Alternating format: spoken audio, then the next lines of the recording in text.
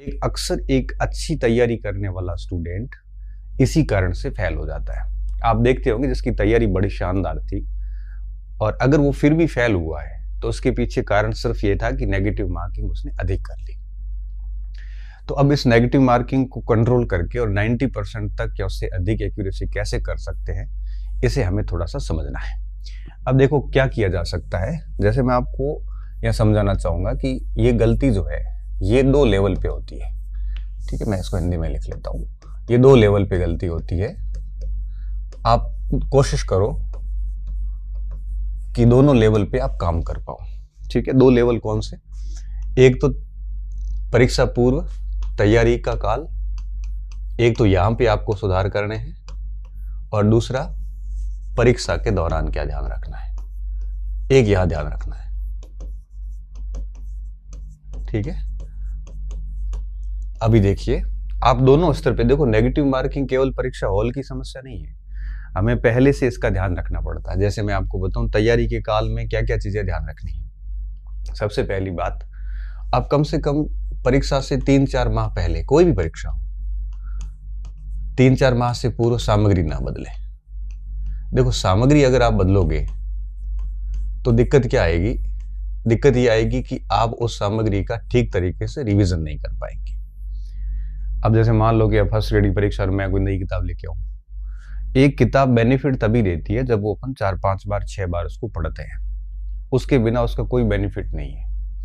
अब परीक्षा से 3-4 महीने पहले अगर आप नई किताब ले आते हैं तो उसको आप 3-4 बार पढ़ नहीं पाओगे। अगर आप पढ़ने की कोशिश कर ली तो बाकी सारी सामग्री छूट जाएगी। तो स्थिति ये होगी कि उसको भी भूल जाएंगे पुराने वाली सामग्री को, और नई वाली भी याद नहीं होती है। तो सबसे पहला काम आपको क्या करना है, 3-4 महीने पहले जो सामग्री है वही रखें, बिल्कुल नई सामग्री ना लाए। अगर लानी है नई सामग्री पहले तो परीक्षा से 6 महीने पहले, 1 साल पहले ला सकते हैं, ताकि आप उसको प्रॉपर टाइम दे सको। नई सामग्री का प्रॉपर रिवीजन नहीं हो पाएगा, पुरानी सामग्री को भी टाइम नहीं दे पाओगे, और नई सामग्री को आप 3-4 महीने में याद नहीं कर पाएंगे। तो सबसे पहला काम तो ये करना है कि ये 3-4 महीने पहले अपनी सामग्री ना बदलें, जो आपके पास है उसी पे भरोसा करके उसको बढ़िया से पढ़ें। एक काम तो ये करना है। दूसरा काम आपको क्या करना है, अभ्यास करते रहना है। और मैं जो आपको इस समय जो परीक्षा के दौरान क्या बातों का ध्यान रखना, वो अभ्यास के दौरान भी आपको रखना है, ताकि आपको ये चीजें आदत में डालनी है। वही परीक्षा में आपकी आदत काम आएगी। परीक्षा से 1 रात पहले अगर आप सीखोगे कि परीक्षा हॉल में पेपर कैसे अटेंड करना है, जो कि हम वीडियो बनाते भी हैं, कोई काम का नहीं है वो। क्यों? क्योंकि एक दिन में आप अपनी आदत नहीं बदल सकते। ठीक है, आपको 1-2 चीजें आप सीख सकते हो उससे, बाकी आपको आदत बदलने के लिए अभ्यास करना पड़ेगा। जैसे आप डेली 20-30 प्रश्न अभ्यास कर रहे हैं पुराने पेपर से, या आप संडे टू संडे कहीं टेस्ट दे रहे हैं, तो उस टेस्ट के दौरान या प्रश्नों को हल करते वक्त एक आप अपनी हैबिट विकसित कीजिए। ऐसी हैबिट हो जो मैं आगे आपको बताने वाला हूँ।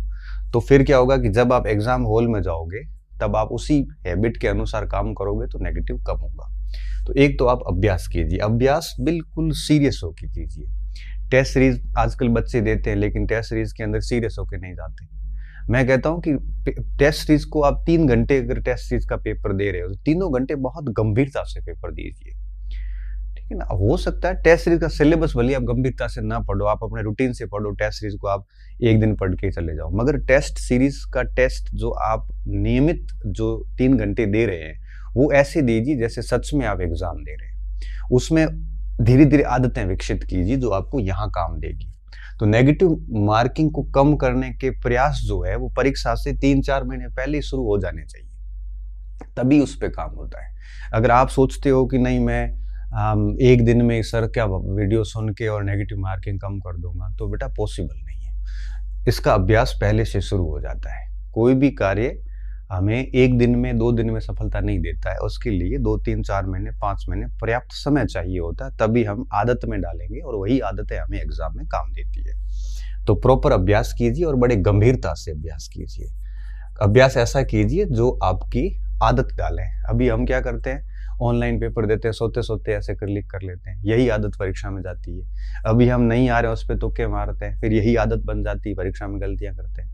अभी हम ज़्यादा प्रश्नों को पढ़ते नहीं है, सीरियसली करते नहीं है, ये आदत बन जाती है। छोटी छोटी गलतियां हम करते हैं, लापरवाहियां करते हैं और ये आदतों का रूप ले लेती है और यही आदतें एग्जाम हॉल में आपको फेस करनी पड़ती है। तो बहुत अधिक बात नहीं करूंगा। एक तो ये ध्यान रखना, सामग्री मत बदलना। अभी फर्स्ट ग्रेड के एग्जाम है तो बिल्कुल मत बदलना। आगे सेकंड ग्रेड सितंबर में एग्जाम है, अभी अप्रैल चला गया, मई जून जुलाई अगस्त 4 महीने रहे, अब सेकंड ग्रेड की भी सामग्री नहीं बदलनी। अभी अध्यापक का जनवरी में पेपर है, उसका अभी आप कोई सामग्री बदल सकते हो अगस्त सितंबर तक, उसके बाद उसकी भी मत बदलना। ठीक है, अभ्यास करना है और बड़ा गंभीरता से अभ्यास करना है। अभी आजकल के बच्चे PYQs करते हैं ना, पुराने परीक्षाओं के प्रश्न, तो उसका उत्तर पहले देखते हैं, प्रश्न बाद में देखते हैं। प्रश्न देखते सीधा पहले उत्तर देखते हैं, फिर ये कोई अभ्यास नहीं है, ये आप अभ्यास के नाम पे ढोंग कर रहे हैं। आप तो क्या करिए, आप तो उत्तर के ऊपर पेज रखिए और पूरी तरीके से सोचिए कि इसका उत्तर क्या हो सकता है। सारे लिंक बिठाइए, इधर से उधर से एलिमिनेट करिए। आप तो 2 सेकंड के अंदर ही उत्तर देखते और फिर कहते हैं तो मुझे आता था। ऐसे अभ्यास करोगे तो आपकी बड़ी गंदी आदत पड़ जाएगी। आप पर एक प्रश्न के सामने इतना जल्दी सरेंडर अगर करोगे तो एग्जाम हॉल में भी आपकी यही आदत रहेगी, और एग्जाम हॉल में आप इतना जल्दी सरेंडर करने लग गए तो निश्चित तौर पे ये भाषणबाजी या जो हम बातें बता रहे हैं कोई काम की नहीं है। तो अभ्यास करिए, गंभीरता से करिए और 3-4 महीने पहले सामग्री ना बदलें, इस बात का विशेष तौर पे ध्यान रखें। और आखिरी बात, परीक्षा से 15 दिन पहले या 20 दिन पहले एक बार पूरा रिवीजन याद करके कर लें बढ़िया तरीके से। जितना भी सिलेबस है, जैसे जून में अभी फर्स्ट ग्रेड की परीक्षा है तो आपको अपनी क्षमता पता है कि एक बार मैं कितने में कर लेता हूँ, तो 15-20 दिन पहले आप पूरा सिलेबस जो आपने अभी अपनी तैयारी में पढ़ा था, बस एक बार नज़रों के सामने 100% सिलेबस निकाल दे जो आपने तैयारी के दौरान पढ़ा है। क्योंकि अगर लास्ट दिनों में रिवीजन नहीं होता है, 15-20 दिन में एक रिवीजन, लास्ट रिवीजन नहीं होता है, तो कई सारे फैक्ट धुंधले हो जाते हैं। और कई फैक्ट धुंधले अगर हो गए तो परीक्षा हॉल में जब वो फैक्ट आते हैं तो धुंधले फैक्ट अक्सर नेगेटिव मार्किंग की ओर ले जाते हैं। तो एक लास्ट रिवीजन जो है परीक्षा से 15-20 दिन पहले, इतना बहुत ध्यान रखना इस चीज का कि जैसे 23 तारीख को परीक्षा है तो मैं आपकी जगह होता तो 1 तारीख को ही वो सारे कंटेंट को इकट्ठा करता जो मैंने मेरी पूरी फर्स्ट ग्रेड की तैयारी में पढ़ा, और उसको क्या करता, आपके 15-20 दिन एक बार पूरा सिलेबस नजरों से निकाल के फिर पेपर देने चला जाता। इससे आपके 5-7 सवाल नए सही होते हैं और 5-7 सवाल कम गलत होते हैं। तो ये जरूर करना। आपने 3 साल बढ़िया तैयारी करी मगर लास्ट 15-20 दिन एक बार बढ़िया रिवीजन नहीं किया तो आप मान के चलिए कि आपको 8-10 प्रश्नों का सीधा लॉस हो जाएगा। इसलिए कहते हैं कि परीक्षा का जो लास्ट मोमेंट्स होते हैं वो बड़े महत्वपूर्ण होते हैं। तो इस स्थिति में हमें लास्ट एक अंतिम रिवीजन परीक्षा से 15 दिन पहले आपको बढ़िया से करना है। एक काम ये करना है। दूसरा, आज से जो आप अभ्यास करते हैं, अभ्यास बड़ा गंभीरता से करें। कैसे अभ्यास करना इसकी मैं इसके अंदर बताऊंगा। और 3-4 माह पहले अब कोई सामग्री नहीं बदलनी है, सामग्री आपको वही रखनी है, क्योंकि अगर आप सामग्री बदलोगे तो प्रॉपर रिवीजन नहीं हो पाएगा। और चौथी बात अपन ये कह सकते हैं कि पढ़ते वक्त केवल पढ़ना ही नहीं है, साथ में मनन भी करना है। आंखें बंद करके मनन करिए, आप कंटेंट को याद करने की भी कोशिश करिए। हम अगर उपन्यास की तरह पढ़ते जाएंगे और उसको अगर याद नहीं करेंगे, अगर दिमाग को सक्रिय रख के मनन नहीं करेंगे तो चीज़ें याद नहीं होगी, और परीक्षा में जब जाओगे तो चीज़ें आएगी तो पढ़ी हुई, लेकिन याद हमने की नहीं थी, तो वहाँ जाके हमारे कन्फ्यूज़न पैदा करेगी और कन्फ्यूज़न में हमारे अक्सर नेगेटिव मार्किंग होती है। इन 4 बातों का ध्यान आपको परीक्षा से पहले रखना है, ठीक है, अभी से रखना है। फर्स्ट ग्रेड, सेकंड ग्रेड, अध्यापक, प्रोफेसर, इन सब के लिए ये बात लागू है, हर परीक्षा के लिए बात लागू है, ठीक है। तो जब भी पढ़ते हो, तीसरे चौथे रिवीजन के बाद में आप मनन करिए। जो आपने पैराग्राफ पढ़ा है उसको दिमाग से सोचिए कि मैंने इसमें क्या पढ़ा है, इसमें कैसा प्रश्न बन सकता है। थोड़ा सक्रिय माइंड रखोगे तब आपके दिमाग में आएगा कि इस पैराग्राफ से ये सवाल बन सकता है, इस पैराग्राफ से ऐसा सवाल बन सकता है। आप खोजी बन जाइए एकदम से। हर लेसन से, हर पैराग्राफ से खोजिए कि क्या क्या प्रश्न बन सकता है इसका। एक्टिव माइंड रखिए, और अगर इस तरह से करोगे, मनन करोगे, खोजी दिमाग रखोगे, प्रश्नों की प्रकृति को समझोगे, तो चीज़ें आपको याद होनी शुरू हो जाएगी। और जब याद होगी तो नेगेटिव मार्किंग नहीं होगी। नेगेटिव मार्किंग हमेशा आधे ज्ञान से होती है या कंफ्यूजन से होती है। बाकी जो आपको पूरा पक्का आ रहा है उसमें नेगेटिव हो ही नहीं सकता, सीधी सी बात है। तो आप मनन करिए, केवल पढ़ना ही, रीडिंग ही नहीं मारनी है उपन्यास की तरह, बल्कि विषय वस्तु को सोचना भी है। पढ़ने के बाद में सोचते सोचते ऐसे भी सोचना है कि इसका सवाल कैसे बन सकता है। सोचते सोचते आपको उसको याद भी करना है कि मुझे ये चीज़ें याद करनी है। उन कीवर्ड्स को अंडरलाइन भी करना, ताकि लास्ट 15 दिन के रिवीजन में वो कीवर्ड्स आपको रिवीजन में काम आते हैं। क्योंकि जो लास्ट रिवीजन होते हैं उसमें लाइन टू लाइन रिवीजन नहीं किया जाता। लास्ट रिवीजन कीवर्ड्स के होते हैं, जो मेन बिंदु आपने अंडरलाइन किए हैं उन बिंदुओं का ही रिवीजन होता है। लाइन टू लाइन करोगे तो 15 दिन में शायद सिलेबस पूरा का पूरा हम रिवीजन कर भी नहीं पाएंगे। तो परीक्षा से पहले एटलीस्ट इन 4 बातों का तो ध्यान रखना ही रखना है। अब देखो, नेगेटिव मार्किंग का एक तो चरण आपने क्लियर कर लिया। अगर ये चीजें करी, उसके बाद परीक्षा हॉल के दौरान क्या करना है कि नेगेटिव मार्किंग नहीं हो। परीक्षा हॉल के दौरान सबसे पहली कोशिश ये करनी है कि जैसे समसामयिक का पोर्शन है या फिर कोई तथ्यात्मक प्रश्न है या कोई अनसुना प्रश्न है जो बिल्कुल आपने कभी सुना ही नहीं, ऐसे पे कभी तुक्का ना लगाए। क्योंकि देखो, करंट अफेयर्स के जो प्रश्न होते हैं इसमें पूर्व ज्ञान का कोई रोल नहीं होता। और जब पूर्व ज्ञान का कोई रोल नहीं है, जैसे मान लो आ गया कि ये साइबर सम्मेलन कहाँ हुआ, अब इसमें आपका पूर्व ज्ञान तो काम का नहीं, क्योंकि पूर्व ज्ञान वो जयपुर में हुआ होगा, इस बार शायद जयपुर में हुआ। तो ऐसी स्थिति में अगर आप यहाँ पे पूर्व ज्ञान का यूज करोगे तो कोई सेंस नहीं है।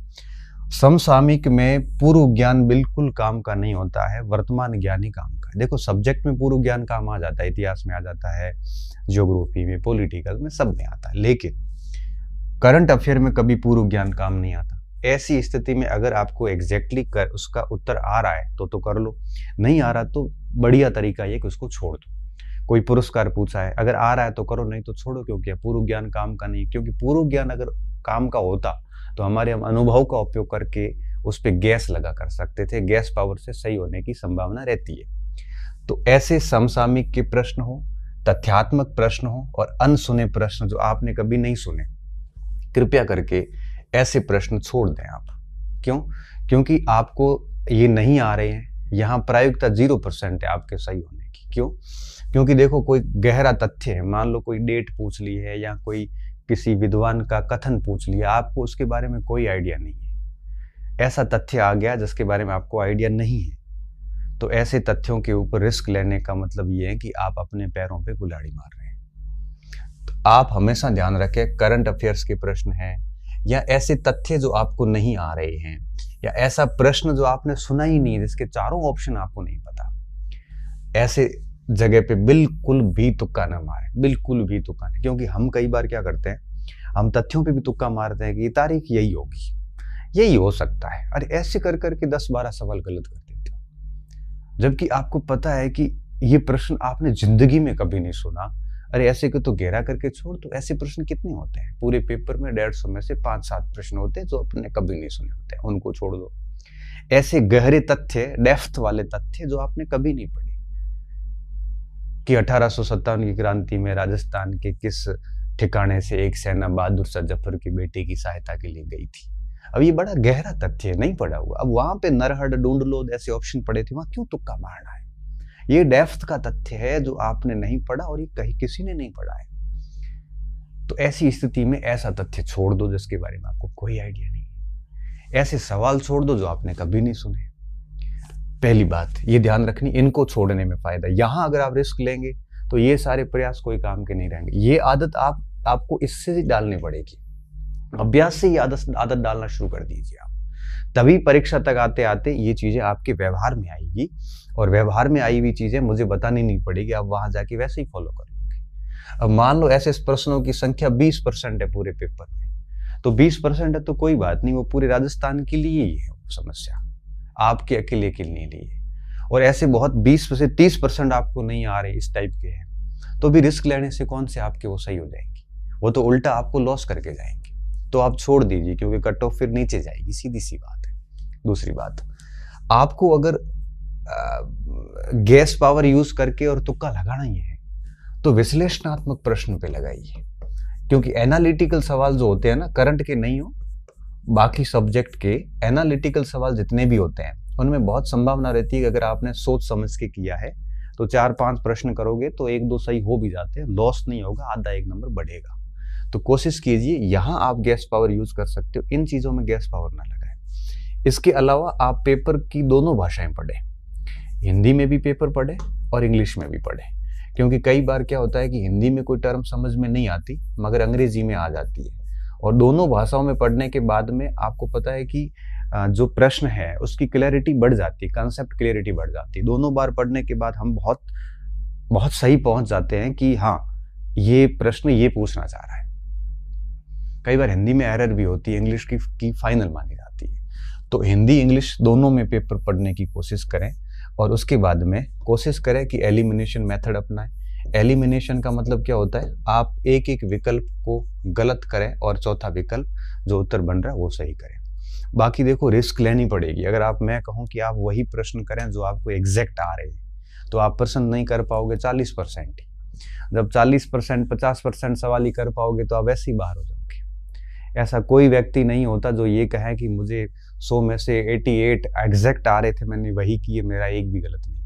वो मूर्ख है। हमारे एक मित्र थे जिन्होंने क्या किया हिस्ट्री के अंदर फर्स्ट ग्रेड में कि मैं एक्यूरेसी 100% रखूंगा, सवाल ही उन्होंने है वो कुछ 90 के आसपास 95 के आसपास अटेंड हुए, उनमें से 2-4 गलत हो गए, पीछे 90 ही बचे। कट ऑफ है वो 105 के आसपास जिसके नंबर थे उन्हीं के सिलेक्शन हुए, क्योंकि अब सेकंड पेपर में आप 100 करोगे 90 ही करोगे तो आपको फर्स्ट पेपर में अधिक करने पड़ेंगे, उतने फर्स्ट पेपर में हो नहीं पाते।